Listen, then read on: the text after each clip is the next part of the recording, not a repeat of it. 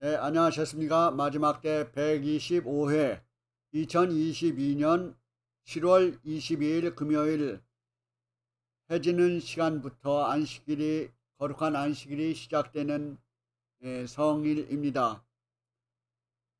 아직도 우리 한국에서는 또한 전 세계적으로 전쟁으로 인하여 경제적인 타격도 있고 또한 전염병인 질병으로 인하여 또한 우리는 자유스럽지 못합니다. 특별히 전 세계가 요란하고 특별히 우리 한국에서는 지난 일주일 내내 서해 피살 공무원과 또한 동해 탈북 기순 어부를 강제 송환한 것을 가지고 유튜브나 방송이나 할 것 없이 일률적으로 이 인권적인 문제를 말하고 있는 우리 한국의 그 뉴스를 볼 때 해외에 있는 우리로서는 참 이런 일도 있을 수 있을까라고 하는 의아심과 격분에 차 있는 우리 교포들이 많이 있는 것 같습니다. 또한 종교 지도자로서 또한 우리가 어떻게 이 상황을 볼 것인가. 물론 성경에서는 원수를 사랑하라라고 하는 말씀도 있습니다. 그러나 부정직하고 또한 지도자가 부정직하고 올바로 행하지 못하는 것에 대해서는 이 성경도 확실하게 그것을 제재하였습니다. 우리는 이 시대에 사는 우리 성경을 연구하는 종교 지도자나 또한 우리 배우는 우리 성도들이나 할 것 없이 하나님의 정직과 또한 사랑과 은혜를 베풀 수 있는 두 가지 양면성이 있다고 봅니다.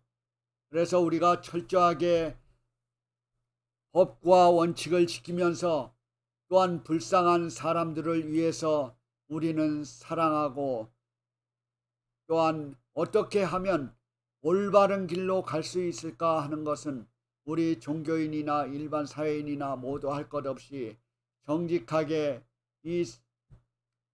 이것을 타개해 나가야 될 줄로 믿습니다. 이렇게 어려움에 있기 때문에 무엇이 진짜인지 이렇게 우왕좌왕하는 이 시대에 바로 우리는 성경을 통해서 어떻게 이 길을 찾아갈 수 있을까 알려주고 있는 것입니다.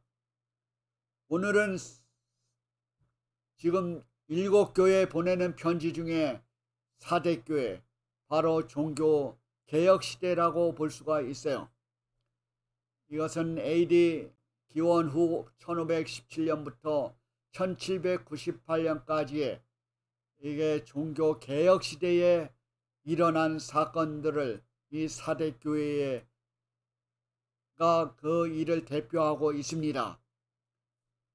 이 성경에 나오는 이 예언이 얼마나 우리에게 자세히 설명이 되어 있고 7교회에 보내는 편지 중에 각 교회마다 특성이 있습니다.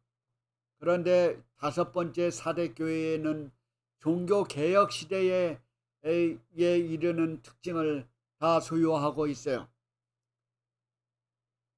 우리가 그러면 성경을 3장 1절로부터 6절을 잘 살펴봄으로써 우리 현실을 생각하면서 이 예언의 말씀을 정확히 이해할 수 있는 우리 온 백성들이 되기를 간절히 바라는 마음입니다. 3장 1절에 예수 그리스도의 모습은 바로 7영과 하나님의 7영과 7별을 가진 이가 가라스레 7영과 7별을 가진 이가 말씀하시되 이렇게 시작이 되고 있습니다. 그래서 오늘은 바로 이 4대 교회에 보내는 권면은 그리스도의 모습은 7교회의 영과 7별을 표현을 하고 있습니다. 이 4대 교회는 리디아 왕국의 수도이었고 리디아 왕은 엄청난 막대한 부를 누린 왕입니다. 페르시아 왕 고레스가 그 침공했을 때 바로 이곳을 침공하였는데, 그곳에는 아주 거대한 황금 어장이 있는 것을 발견을 하였죠. 또한 이 도시는 중요한 아주 큰 도시에 속해 있었습니다. 또한 이 4대 지역에는 산맥으로 둘러싸여 있었고 산둥성의 고원지대에 위치하고 있었습니다. 그래서 그 도시는 아주 높은 산 위에 있었고 천연적인 난공불락의 요새지였습니다. 그리하여 이 사대는 아주 안전하고 우리를 아무도 칠 수 없다라고 하는 그런 자만심과 그런 방심에 쌓여 있었던 그 사대 지역이었죠. 그 사대의 뜻은 살아남아 있는 자, 그러니까 그 성벽이 돌로 높은 데 있었기 때문에 아무도 침투해 오지 못하니까 안전한 곳으로 생각하고 그렇게 자만했던 그 시대와 그 교회를 대표하고 있습니다. 많은 시민들이 또 유적지가 있는데 그 작은 마을은 안전지대이면서 그런 유적지로도 생각이 되고, 또한 거기에 한 고고학자에 의해서 발견되었는데 그 순금을 재련하는 골드가 금이 많이 있기 때문에 그 재련하는 장소도 많이 있었어요. 그런데 거기에 재련하는 데 쓰여진 그 도가니가 무려 300여 개의 도가니를 발견하게 되었습니다. 그래서 그런 고고학자의 발견으로 인하여 그 사대가 금이 많은 것을 발견을 하고 역사로 그것을 추측하게 되었습니다. 그 유적지 중에는 또 하나 유명한 것이 있는데, 그거는 아뎀이라고 하는 여신상 신전이 있었습니다. 폭이 50m이고 길이가 90m 되는 아주 큰 여신상, 모두 78개의 그 돌 기둥이 석주로 아주 웅대하게 장식되어 있는 것을 자랑하고 있는 그 유적지였습니다. 사대교회에 보내는 그 권면하시는 그 그리스도는 7영과 7뼈를 가진이라고 말씀을 하셨죠. 1절에 바로 7영이라고 하는 것은 성령의 온전한 역사를 의미합니다. 7영, 7은 완전 숫자이죠. 성령의 인도하시는 그런 역사를 이해하고 있습니다. 의미하고 있습니다. 또한 사대교회 시대를 열었던 그 종교개혁 운동은 성령의 역사로 시작이 되었죠. 그 종교개혁 시대가 바로 성령께서 역사하시면은 일어날 수 없는 그런 역사적인 사실입니다. 왜냐하면 그 로마 법왕권을 내 권세라는 것은 그 당시에 아주 세력이 세어서 모든 황제들 나라의 황제들도 이 로마 교황권의 허가를 받음으로써 왕을 이어갈 수 있었던 것입니다. 그래서 거기에 그래서 하나님의 영이 반드시 필요했던 것이죠. 종교 개혁을 일으키는 데 있어서 더욱더 하나님의 성령이 필요했던 것입니다. 그 법왕권의 권한이 너무 세기 때문에 오늘날 공산주의의 수장보다도 권한이 더 센 그런 교환권이었습니다. 그 다음에 일곱 별은 그리스도의 모습을 또 일곱 별로 표현을 했어요. 이것은 성령의 인도하심을 받는 교회 지도자들을 가리키고 있습니다. 예수 그리스도는 교회 지도자와 또한 성령의 능력을 발휘하는 그런 능력이 있습니다.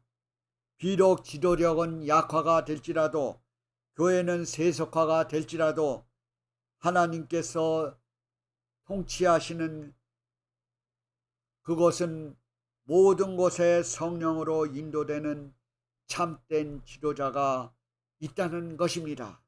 바로 오늘날도 성령의 인도를 받는 그런 지도자가 필요하지 않은가, 이런 생각을 해봅니다. 그 다음에는 사대교회에 보내는 책망이 있는데, 그 전에 제가 지난번에 그노시스파에 대해서 얘기한 적이 있어요. 그노시스파는 암흑시대에 있었던 두아디라 교회 암흑시대에 있었던 것이 지금까지도 연결되어서 그 지식의 기초가 되었던 것입니다. 그래서 그노시스파의 그것을 제가 상세히 말씀함으로써 이 시대가 종교 암흑시대와 종교개혁시대를 이어가고 있는 그 지식층이기 때문에 제가 한 번 더 그노시스파에 대해서 말씀을 드리고자 합니다. 이 그노시스파는 자신들만이 참 지식을 가졌다고 주장하는 사람들입니다. 그들은 복음을 떠났으며 구세주가의 오심을 떠났고 이교 철학과 이교 종교가 가르치는 신비의 경험들을 통해서 영과 생명의 본원에 도달한다고 주장하는 사람들입니다. 바로 그 당시의 지식의 층이 이 그노시스파의 영향을 받았던 것입니다. 하나님의 말씀보다는 감정적이고 충동을 일으키고 환상을 일으키고 꿈과 또한 이런 암시 등으로 이런 신비의 경험을 높였기 때문에 그런 것을 중요시 생각해서 그 사회와 정치에 혼합을 시켰던 것입니다. 그리고 그 바벨론 종교의 특징은 그런 다신교 의식을 받아들였던 것이죠. 그 당시에 있는 그 이교 철학과 사상이 사실은 기독교에 흡수되었던 것입니다.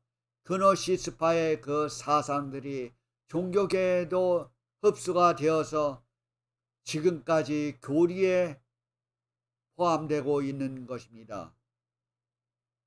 잠깐만요.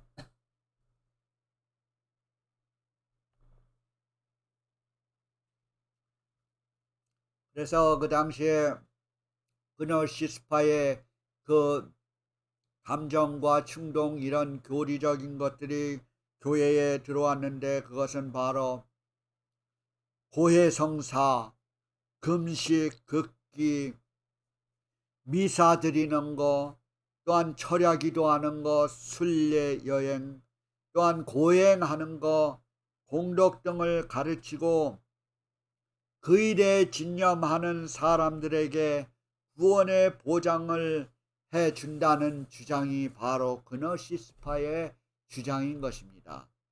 그것을 볼 때 오늘날 현재 교회 교리에 들어가 있는 천주교에서 주로 행하는 그런 예식들이 많이 포함이 되어 있습니다. 고해성사, 금식, 미사, 순례, 또한 고행, 이런 지옥과 또한 연옥, 이런 것들이 바로 그노시스파가 주장했던 것을 그대로 교회에 답습하고 있는 것이 오늘날까지도 전해지고 있는 그 역사적인 사실입니다.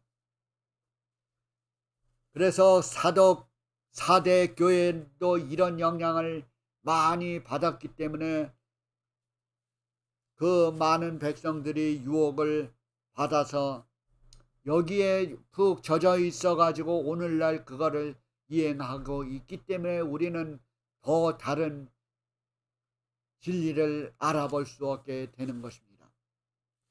그래서 그 사대교회의 책망은 내가 내 행위를 아노니 교회가 세속화 될지라도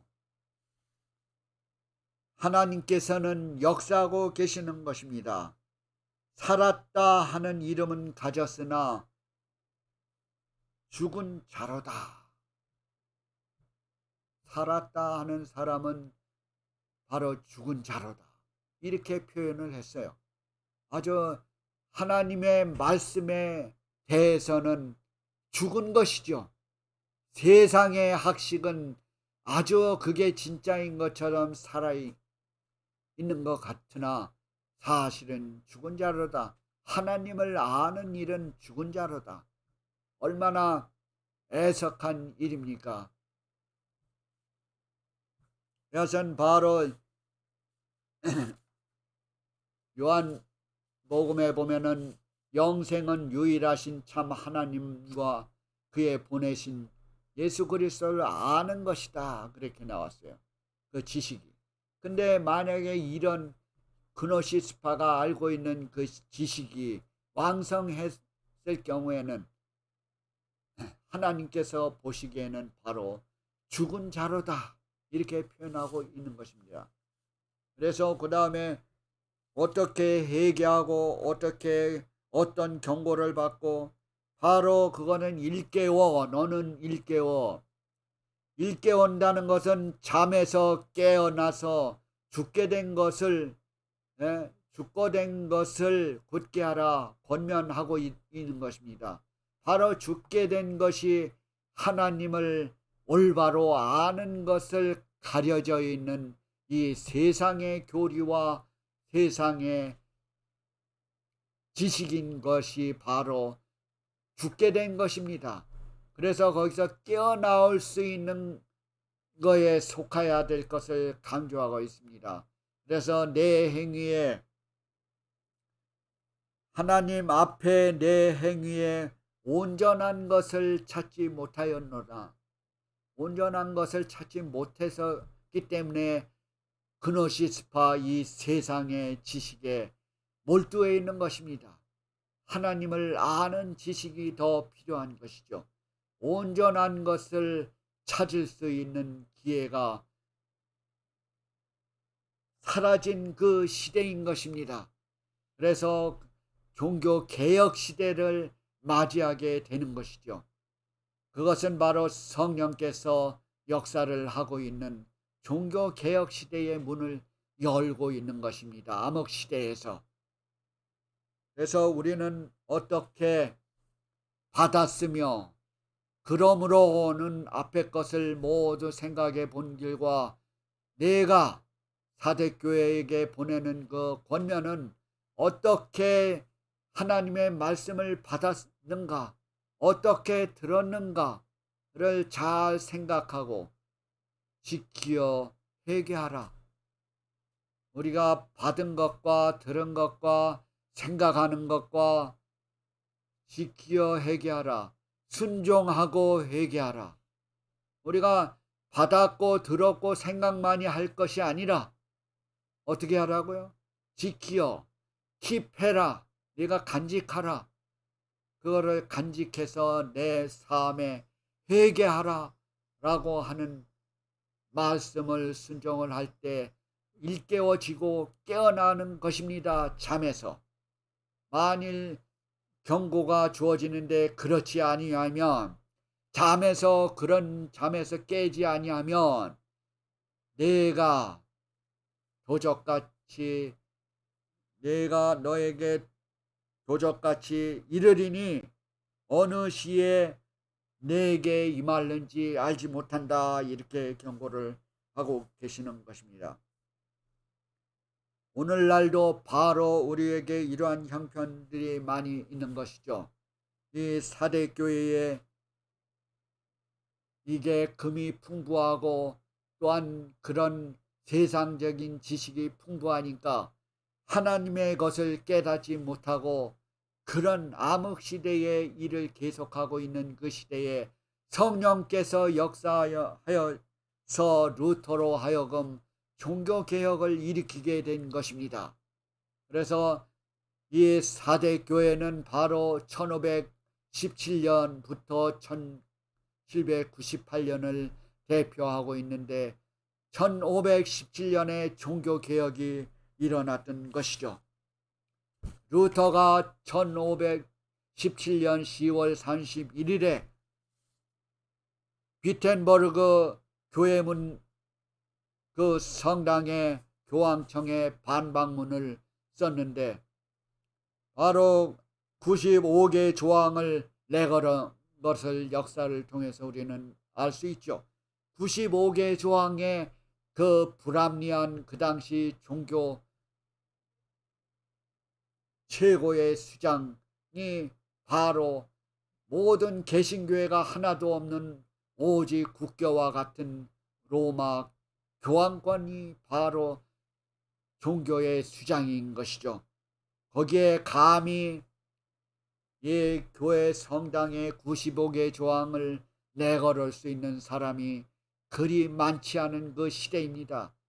그 교황권의 권한이라는 것은 말할 수 없는 크나큰 하늘 아버지 하늘 하나님을 대리하는 그것보다 권한이 더 센 역할인 것입니다.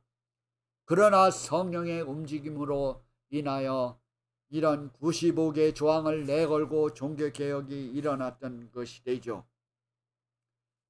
그래 그 순간부터 로마 중세 교황권은 몰약을 하게 되고 몰약하는 약해지는 시대가 된 것입니다. 그것이 종교개혁이 전 세계에 퍼지게 되어서 영국, 스위스, 독일 할 것 없이 그 당시 유럽을 전체 퍼지게 되었던 것입니다. 바로 스위스에서는 주잉글리, 또한 영국에서는 위클립, 또한 그 외에 수없이 많은 사람들이 종교개혁을 여기저기서 일으키게 되었죠.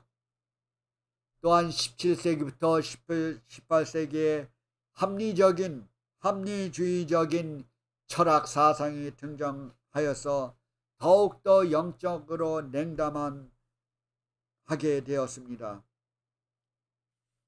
그래서 이 1517년은 모든 성령을 통해서 잠에서 깨어나는 각성하는 그런 역할을 하게 된 것입니다. 그러므로 우리는 여기에서 어떻게 행할 것을 받았으며 들었고 생각하고 회개하라라고 하는 것을 다시 한번 우리에게 일깨워 주고 있습니다. 그 다음으로 가면은 4대 교회에 어떤 사람들이 있었는가? 3장 4절로부터 보면은 그 옷을 더럽히지 아니한 자들이 몇 명이 있었어요. 그렇게 교리가 엉터리 같은 교리가 난동하고 또한 겉으로 보기에 금도 많고 부유한 나라고 지식도 많은 것 같지만은 모두 다 그게 영적으로는 쇠퇴해가고 있었고 또한 형식주의적으로 또한 퍼져가고 교리들의 논쟁은 또 시작이 되었고 하기 때문에 이 흰옷을 입은 사람이 많지 않지만은 그러나 그런 와중에서도 흰옷을 입고 몇 명이 내게 있어 흰옷을 입고 나와 함께 다니리니 내가 그 이름을 생명책에서 반드시 흐리지 아니하고 또한 그 이름을 천사들 앞에서 또한 하나님 아버지 앞에서 천사들 앞에서 내가 시인하겠다 하리라 귀한 그런 좋은 희망의 말씀도 전해주고 있는 것입니다. 바로 그 당시에 새벽별이라고 예수님을 상징하는 새벽별과 같은 종교 개혁자들이 일어났기 때문에 이런 칭찬을 하고 있는 것입니다. 흰옷을 입고 생명책에 기록된 천사들 앞에서 선, 또한 아버지 앞에서 선, 이런 개혁자들을 향해서 하는 말인 것입니다. 사대교회가 실망스러운 일도 있지만은 이렇게 영적인 순결을 의미하는 흰옷을 입고, 바로 흰 색깔은 순결을 의미하고 또한 승리를 의미하는 일이죠. 바로 이 시대에 자기 신앙을 굳게 붙잡고 또한 타인을 돕고 세상에서 더불어 더럽히지 않는 참 종교적 경험을 가진 자들이 있었다는 것입니다. 바로 이기는 자는 이렇게 흰옷을 입을 것입니다. 바로 흰옷은 옳은 행실을 얘기하고 있어요. 계시록에도 앞으로 또 많이 이런 말씀이 나오게 되는데요. 흰옷은 옳은 행실, 또한 어린 양의 혼인잔치에 참석하는 의인들의 흰옷, 또한 이기는 자는 이름을 생명책에서 지우지 않겠다고 약속하고 계십니다. 오래지 않아 은혜의 시대가 마치고 두렵고 엄숙한 심판이 다가올 것입니다. 불못에 던지올 자들도 있고 영원히 멸망할 둘째 사망에 가담할 무리와 한 무리는 생명책에 이름이 기록되어 있는 사람은 영원히 살 것으로 예약이 되어 있고 약속을 하셨습니다. 여러분과 저는 어느 편에 서야 될까요? 우리는 이 시대에 긴급 속보라고 하는 것이 수없이 유튜브에 많이 나오지만, 정말 긴급 속보는 우리의 생명을 다루는, 내가 영원히 살 것인가, 이 세상의 불못에 들어가는 순간을 어떻게 우리가 깨우쳐 있는 일을 하지 않을 수 있겠습니까? 바로 저는 이 순간의 마지막 때에 이 순간을 경고하고 있습니다. 정말 속보다운 속보, 우리의 인생의 지름길이 어느 것인가, 어떻게 우리가 준비를 해야 될 것인가, 우리가 코로나를 걸리지 않기 위해서 예방접종도 하고 또한 경제적인 어려움을 당하지 않게 하기 위해서 많은 저축도 하고 여러 가지 욕심을 취하지만, 정말로 귀한 것은 영적으로 하나님께 나아가는 것입니다. 영원히 승리할 수 있는 그 길인 것입니다. 마지막으로 제가 한 이야기를 드리고 마치겠습니다. 홀만 헌트라는 그 작품 중에 두드리는 손이라는 제목으로 나와 있는, 바로 문 밖에 서서 예수님께서 서 계시는 그런 그림인 것입니다. 그런데 그 헌트의 친구가 그림은 감상하고 표현을 하였는데 그것은 큰 발견이라도 한 뜻이 그 친구가 말하는 것이었습니다. 어떻게 훌륭한, 여복의 그 그림이 참 훌륭한 그림인데 어떻게 그 문의 손잡이가 그려져 있지 않은가. 그랬을 때 헌터는 나도 그것을 안다. 그 손잡이는 문 안에 있고 문 겉에 있는 손잡이가 아니다.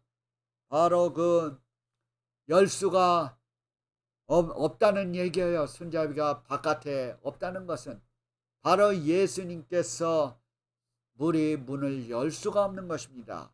왜? 손잡이는 문 안에 있기 때문인 것입니다. 그래서 문 안에 있는 것은 바로 내가 예수님을 맞이하기 위해서 문을 열어야지만은 예수님께서 들어오시는 장면이라는 그런 표현인 것입니다. 그렇습니다. 바로 우리는 내 자신이 문을 열어야 예수님께서 역사하시는 것입니다. 그래서 여러분과 제가 예수님께 향할 수 있는 마음의 문을 여는 것이 성령이 있는 그 마음, 귀가 있는 자는 성령이 교회들에게 하시는 말씀을 들을지어다. 바로 성령의 음성은 우리에게 들려오지만은 우리의 마음 문을 여는 것은 우리 여러분과 저인 것입니다. 바로 우리는 성령의 도움을 통해서 내 마음을 문을 열 수가 있는 것입니다. 그래서 이 어려운 시기에 여러분과 제가 마음의 문을 열 수 있는 바로 예언을 통해서 알 수 있는 장면을 우리가 우리 앞에 있을 때 알 수가 있고 공부할 수 있고 할 수 있는 것입니다. 이것은 어느 위대한 중보자가 필요한 것이 아닙니다. 바로 성령께서 우리를 역사하시는 장면만이 필요한 것입니다. 다가오는 일주일 동안도 하나님의 사랑과 예수님의 은혜와 성령의 교통하심이 여러분과 여러분 가정에 함께 임하시기를 기도드립니다. 감사합니다.